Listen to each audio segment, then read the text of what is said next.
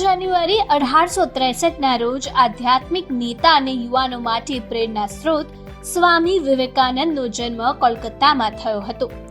સ્વામી વિવેકાનંદની જન્મ જયંતિ દર વર્ષે દેશમાં રાષ્ટ્રીય યુવા દિવસ તરીકે ઉજવવામાં આવે છે.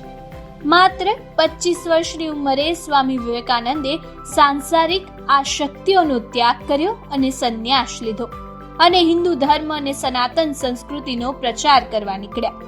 તેમના જીવનમાં એક એવો સમય આવ્યો જ્યારે તેમણે સમગ્ર વિશ્વને હિન્દુત્વ અને આધ્યાત્મિકતાનું જ્ઞાન આપ્યું.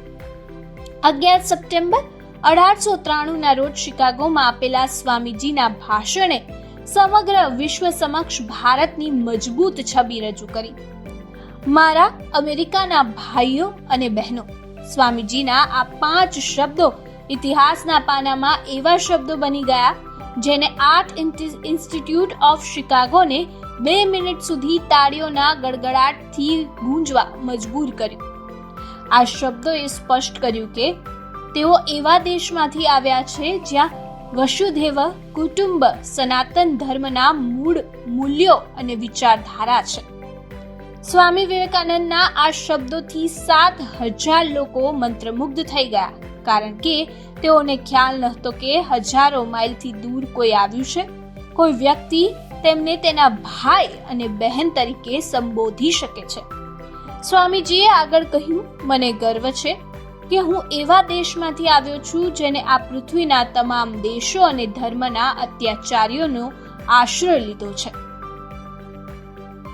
મહાન દેશભક્ત ક્રાંતિકારી સૂર્યસેનનો જન્મ 12 જાન્યુઆરી 1934 ના રોજ અવિભાજિત બંગાળના ચિત્તાગોંગમાં થયો હતો. સૂર્યસેન એવા ક્રાંતિકારીઓમાંના એક હતા જેમને તેમના મૃત્યુ સુધી અંગ્રેજો દ્વારા અસહ્ય ત્રાસ આપવામાં આવ્યો હતો. વ્યવસાય શિક્ષક રહેલા સૂર્યસેને 1930માં સીધો પડકાર આપ્યો. તેમના સાથીઓ સાથે તેમણે અંગ્રેજોને ચિત્તગોંગમાં પગ જમાવા દીધો નહીં. 12 જાન્યુઆરી 1934 ના રોજ સૂર્યસેને તેમના સાથી તર્કેશ્વર સાથે ચટગાંવ સેન્ટ્રલ જેલમાં અંગ્રેજોએ ફાંસી આપી દીધી. અંગ્રેજોએ તેમને છેલ્લી ઘડી સુધી ત્રાસ આપ્યો.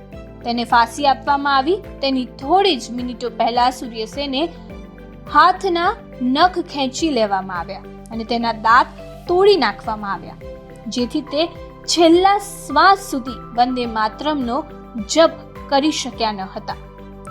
સૂર્યસેને સ્મિત સાથે તમામ યાતનાઓ સહન કરી અને માતૃભૂમિ માટે પોતાનું જીવનનું બલિદાન આપ્યું.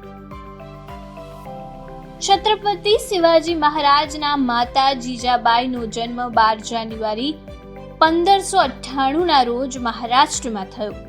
છત્રપતિ શિવાજીની માતા હોવા ઉપરાંત રાજમાતા જીજાબાઈ તેમના મિત્ર, માર્ગદર્શક, પ્રેરણા સ્ત્રોત પણ હતા. તેમનું સમગ્ર જીવન ત્યાગનું મૂર્ત સ્વરૂપ હતું. તે ઘણી મુશ્કેલીઓ સાથે તેમનું જીવન પ્રાકૃતિક સંજોગોનો સામનો કરવા છતાં તેમને ધીરજ ન ગુમાવી અને તે બધા મૂલ્યો તેમના પુત્ર શિવને આપ્યા, જેના કારણે તેઓ પાછળથી હિન્દુ સમાજના સંરક્ષણ છત્રપતિ શિવાજી મહારાજ બન્યા. રાજમાતા જીજાબાઈની જન્મ જયંતિને દેશમાં રાજમાતા જીજાઉ જયંતિ તરીકે ઉજવવામાં આવે છે. આધ્યાત્મિક નેતા મહર્ષિ મહેશ યોગીનો જન્મ 12 જાન્યુઆરી 1918 ના રોજ થયો હતો. તેમને તેમના ગુરુ સ્વામી બ્રહ્માનંદ પાસેથી આધ્યાત્મિક શિક્ષણ લીધું અને વિદેશની યાત્રા પણ કરી. મહર્ષિ યોગીએ ઋષિકેશમાં 18 એકરમાં આશ્રમ બનાવ્યો. ત્યારબાદ તેમને 1970માં નેધરલેન્ડ ગયા. મહર્ષિ યોગીએ વર્ષ 2000માં અમેરિકામાં global country of world piece નામની સંસ્થાની સ્થાપના કરી હતી. વર્ષ 2001માં આ સંસ્થાને તેનું પોતાનું ચલણ બહાર પાડ્યું, જેનું નામ રામ રાખવામાં આવ્યું હતું.